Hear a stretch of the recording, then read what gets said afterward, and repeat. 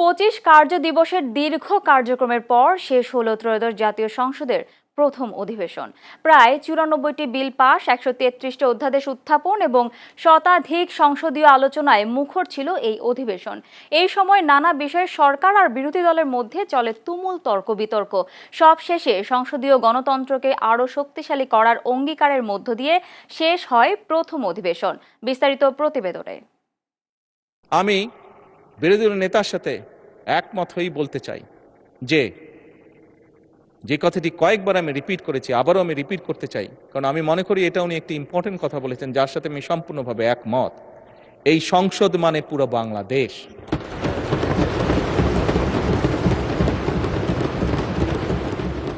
রাজনৈতিক উত্তাপ, নীতিগত দ্বন্দ্ব আর ভবিষ্যৎ অর্থনীতির দিক নির্দেশনা সব মিলিয়ে টানা 25 কার্যদিবস জুড়ে সরগম ছিল জাতীয় সংসদ। কখনো উন্নয়ন নীতি, কখনো সংস্কার, আবার কখনো প্রশাসনিক সিদ্ধান্ত। প্রতিটি ইস্যুতেই মুখোমুখি অবস্থানে দাঁড়িয়েছে সরকার ও বিরোধী পক্ষ।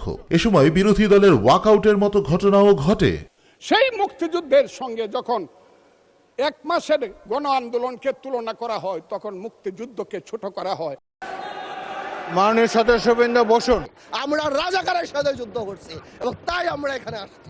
তিনি যদি অসংসদীয় কোনো কথা বলে থাকেন সেটা আমরা পরীক্ষা করে স্পঞ্জ করে দেব, কিন্তু বক্তব্যের সময় তাকে ডিস্টার্ব করবে না। এই অধিবেশনে মোট 94টি বিল পাস এবং 133টি অধ্যাদেশ উত্থাপন করা হয়। একই সঙ্গে সংসদের কার্যক্রমকে আরও গতিশীল করতে গঠন করা হয় 7টি সংসদীয় কমিটি। রাষ্ট্রপতির ভাষণের উপর দীর্ঘ ও বিস্তারিত আলোচনায় অংশ নেন 280 জন সংসদ সদস্য, যা টানা 40 ঘন্টারও বেশি সময় ধরে চলে। সংসদীয় আলোচনার ইতিহাসে যা ছিল একটি উল্লেখযোগ্য পরিসর। যখন আমরা যারা বয়োবৃদ্ধ, যারা আমরা নতুনকে বরণ করে যে তৈরি হয়ে এসেছি, যখন আমাদের নাহিদ সাহেবের মতো মানুষেরা, আসলাতের মতো মানুষেরা আজকে এসছেন, যাদেরকে দেখে আমরা নতুন স্বপ্ন দেখছি, তাদেরকে আপনি নতুন পথ দেখাবেন, সেই পার্লামেন্টের স্পিকারের দায়িত্ব আপনি নিয়েছেন।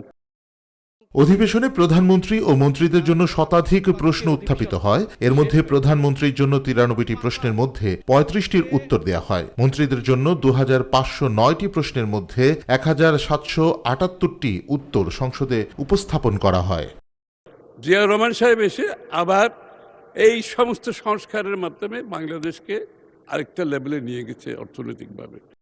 অধিবেশন জুড়ে সংসদে আলোচনার কেন্দ্রবিন্দুতে ছিল সংবিধান সংস্কার, শেয়ার বাজারের কাঠামোগত সংস্কার, বিভিন্ন আইন সংশোধন, আর্থিক খাতে নিয়ন্ত্রণ ও স্বচ্ছতা নিশ্চিত করার বিষয়গুলো। একই সঙ্গে রাজনৈতিক মামলা প্রত্যাহার ও ন্যায় বিচার প্রক্রিয়ায় অগ্রগতি নিয়েও সংসদে গুরুত্বপূর্ণ আলোচনা হয়। 72-এর সংবিধান, 71-এর ইতিহাস, সবকিছুকে এখন স্বীকৃতি দিতে হচ্ছে।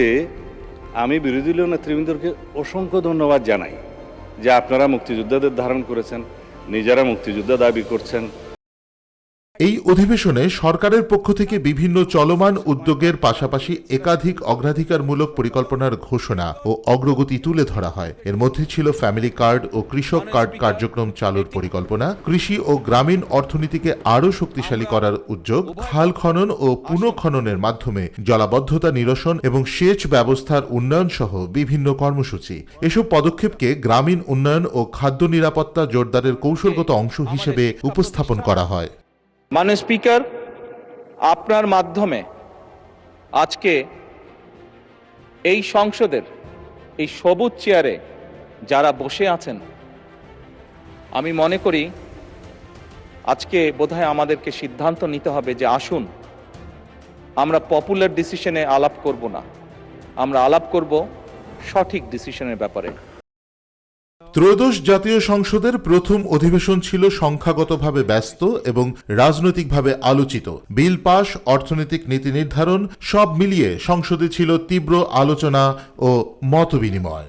মাননীয় সদস্য, আরো 3 মিনিট দেওয়া হলো। ফুলেল চৌধুরী, চ্যানেল এস। আমার বক্তব্যের পরে বলবে আমরা কি মুক্তিযুদ্ধ করি নাই?